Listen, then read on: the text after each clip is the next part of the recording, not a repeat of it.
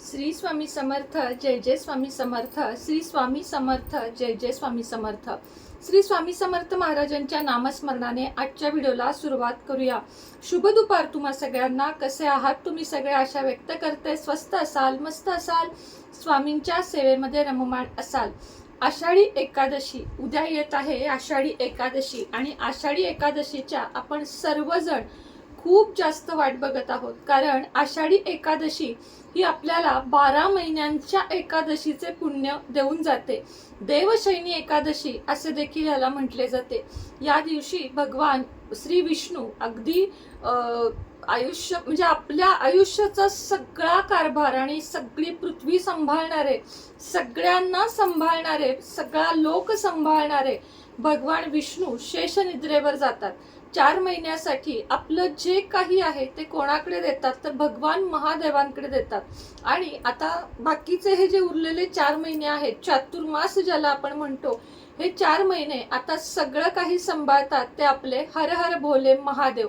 आणि महादेवांच्या सेवेला सुद्धा या काळामध्ये भगवान विष्णू, महादेव आणि माता लक्ष्मी या तिघांच्याही सेवेला इतका जास्त आता आपल्याला वेळ द्यायचा आहे की दिवसभर कितीही बिझी असो तुम्ही, मी, पण आपल्याला दिवसातला 1 तास भगवंताच्या नामस्मरणाला द्यायचा आहे. कारण या 4 महिन्यात केलेली उपासना, केलेली सेवा ही 100% नाही 1,00,000% आपल्याला फळ देऊन जाते. कोणत्या कोणत्या सेवा करायच्या आहेत, कोणते उपाय करायचे आहेत, हे आज आणि संध्याकाळी सुद्धा व्हिडिओ येणार आहे.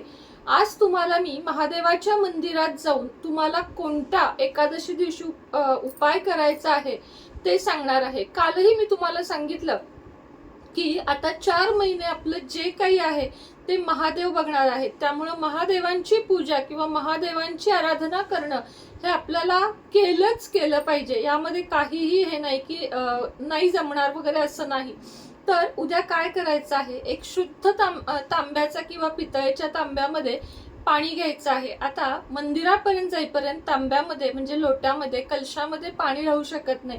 म्हणून एका चांगल्या बाटलीत किंवा सरळ एक बिस्लरी बॉटल घेतलीत तरी चालेल, जी शुद्ध असते आणि ज्याचं आतलं पाणी सुद्धा आपल्याला माहित असतं की ते कोणाचंही उष्ट नाही किंवा काही नाही.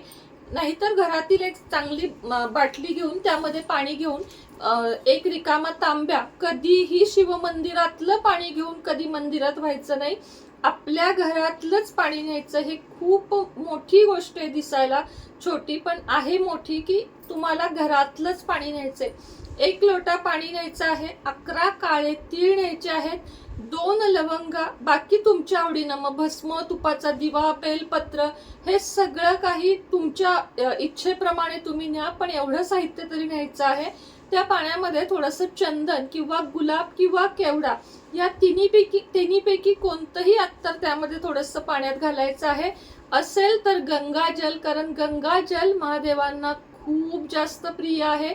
म्हणून गंगाजल सुद्धा आपल्याला त्या पाण्यामध्ये घालायचं आहे. ह्यातलं काही नाहीये ताई आमच्याकडं, नुसतं पाणी तुम्ही नेऊ शकता. 11 काळे तीळ, 2 लवंगा, ते तुम्ही चमचाभर नेले तरी चालतील, पण या उपायासाठी 11 काळे तीळ मी तुम्हाला सांगत आहे. आता काय करायचं आहे, मंदिरात जायचं आहे. तुम्ही तुपाचा दिवा, उदबत्ती, काळेपेटी, कापूर, भस्म, पांढरं, सगळी फुलं, नैवेद्य सगळं काही नेऊ शकता. मंदिरात जायचं. त्यानंतर सगळ्यात आधी भगवान भोलेनाथांच्या महादेवाच्या पिंडीवर पाणी अर्पण करायचं. ओम नमः शिवाय, ओम नमः शिवाय म्हणत. त्यानंतर बेलपत्र नेलं असेल तर ते, भस्म, हे सगळं वाहून घ्यायचं. 11 काळे तीळ आणि 2 लवंगा आपल्या या उजव्या हातामध्ये घ्यायचे आणि भगवान शिवशंकरांना सांगायचं, माझ्या संपूर्ण कुटुंबाचे रक्षण करा, प्रगती करा आणि कायम मला भगवान विष्णू आणि तुमची म्हणजे महादेवांची आणि लक्ष्मीची साथ राहू दे, ही मनोकामना बोलून हे सगळे तीळ, 11 काळे तीळ आणि 2 लवंगा महादेवांना अर्पण करायचे आहेत. अर्पण करून झाले की तिथे एक तुपाचा दिवा, कापूर प्रज्वलित करायच्या, 3 टाळ्या वाजवायच्या आणि हर हर महादेव असं 11 वेळा म्हणायचं. आणि रुद्राक्षाची जर माळ नेली तुम्ही सोबत तर ओम नमः शिवाय, ओम नमः शिवाय. रुद्राक्ष म्हणजे काय तर भगवान शिवशंकरांच्या डोळ्यातून आलेला अश्रूचा थेंबाने रुद्राक्ष बनलेला आहे आणि त्यामुळे तो रुद्राक्ष साधा सुद्धा नाही तर खूप महत्वाचा आहे. तुम्ही जर बघा, माझ्याकडून पण तुम्ही घेऊ शकता. पंचमुखी एक तुम्ही रुद्राक्ष जर गळ्यात धारण केला ना, मुलांच्या गळ्यात गणपती रुद्राक्ष आणि आपल्या मोठ्यांच्या गळ्यात पंचमुखी रुद्राक्ष, तर तुमची स्वतःची घराची संपूर्ण कुटुंबाची दिन दोगणी रात चोगणी प्रगती होईल आणि संरक्षण पण होईल. अकाली मृत्यूचं भय कमी होईल. मुलांच्या अभ्यासामध्ये वाढ होईल. अतिशय ओरिजिनल नेपाली रुद्राक्ष आपल्याकडे अवेलेबल आहेत. ज्यांना इंटरेस्टेड असाल त्यांनी नक्की घ्या.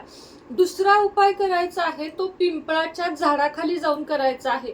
पिंपळाच्या झाडाखाली जाताना सुद्धा एका तांब्याच्या तांब्यात पाणी आणि त्यामध्ये काळे तीळ, थोडीशी साखर आणि कच्चं दूध एवढं साहित्य घालायचं आहे.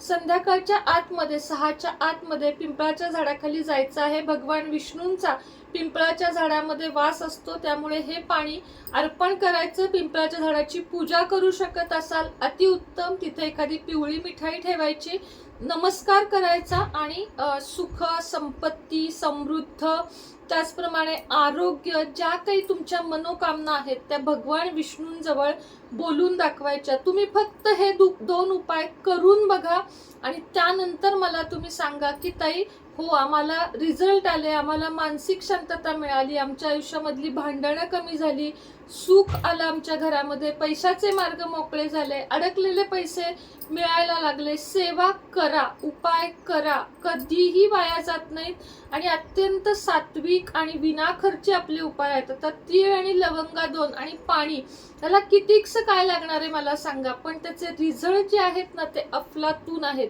बरं चला, आजचा व्हिडिओ इथंच थांबवते. जाता जाता तुम्हाला सांगायचं आहे लक्ष्मी कुंचन ज्यांना ज्यांना हवं आहे, तर आज पण माझे शुक्रवार संध्याकाळी सिद्ध करायचे आहेत. लक्ष्मी कुंचन आपल्याकडचे खूप छान आहे. जड चांगला ग्लास आहे आणि म्हणजे कुंचन आहे, डिश आहे.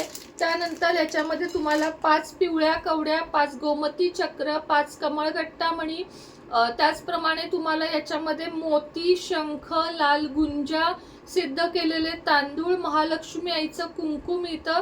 शुक्रवार आणि आता पूर्ण श्रावण महिना आपल्याला ही सेवा करायची आहे सगळ्या महिलांना. त्यामुळे ज्यांना ज्यांना हवं आहे त्यांनी मागवून ठेवा. पारद शिवलिंग ज्यामध्ये निम्म्याच्या वर म्हणजे निम्म्यापेक्षा थोडी हे चांदी असते असं ओरिजिनल पारद शिवलिंग, त्याच पद्धतीनं स्फटिक शिवलिंग, पितळी शिवलिंग आणि हो तुपाचे दिवे ज्यांना पाहिजे आहेत हे बघा. आणि हा रुद्राक्ष आहे बरं का, नेपोलियन. आणि तुपाचे दिवे ज्यांना पाहिजे आहेत 50 वाती शुद्ध गाईच्या तुपाच्या वाती, ऑर्गॅनिक आणि कापूर सुद्धा एकदम ओरिजिनल झाडाचा जो मिळतो तो, कुठंही त्याला छेडछाड केलेली नाही, मशीन मध्ये घातलेला नाही, असा चांगल्यातला कापूर तुम्हाला आपल्याकडे हवा असेल. देवी देवतांचे गंध मी जे स्वतः वापरते हे बघा, ह्याचा तुम्ही नुसता सुगंध जर घेतलात तर तुमचा दिवस बनेल. माझ्या तर रोज कपाळाला असतो, खूप शांतता मिळते.